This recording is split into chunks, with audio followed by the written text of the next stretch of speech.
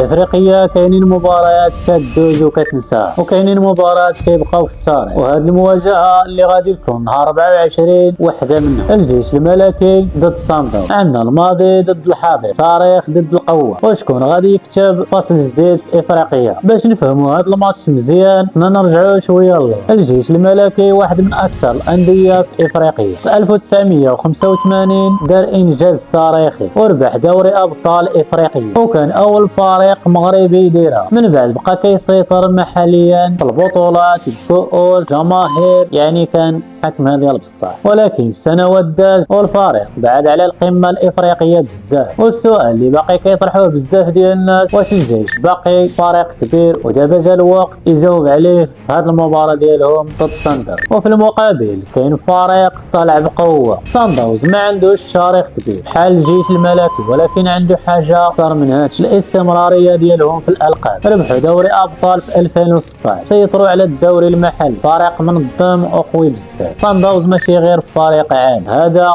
مشروع ناجح ديال الفريق. وفي افريقيا اليوم كاين فريق كيخافوا منه. دابا نخليو العاطفه ونكتشفوا الارقام. الجيش الملكي دوري ابطال افريقيا في 1985، وكاس الكونفدراليه، بطولات المغرب 12 مره، وكاس العرش 11 مره. صندوق دوري ابطال افريقيا في 2016، والسوبر الافريقي مره واحده، والدوري الجنوب افريقيا 10 ديال المرات. الخلاصه الجيش تاريخ كبير، وصندوق حاضر بقوه. الجيش الملكي دفاع منظم، قتاليه، جمهور قوي ديال بصح ديال الجيش الملكي. صندوق اللعب ديالهم سريع، الهجمات خطافه، ذكاء تكتيكي، يعتمدوا بزاف على المرتدات. يعني اللعب ديالهم تقريبا مشابه، ولكن وياك ثق اي فرق. باش الجيش يربح ويصبر، ما يفتحوش اللعب ويستغلوا الفرص ديال صندوق. ولكن باش صندوق يربح هم يلعبوا بسرعه، يضغطوا من البدايه، يسجلوا بكري باش الجيش يفشلوا من الاول. هادشي اللي غادي يدير صندوق، ولكن انا تايق في الجيش الملكي باللي غادي يربحوا. هاد التفاصيل الصغيره هي اللي غادي تحسم كل شيء في النهايه، ولكن انا تايق في ليفار باللي غادي يربحوا هاد الماتش 100%. تخيل معايا السيناريو، والجمهور غادي يشعل المدرج، ولكن السيناريو ديال صندوق يقدروا يضربوها بهجمه ويخطفوا البيت اي لحظه. ولكن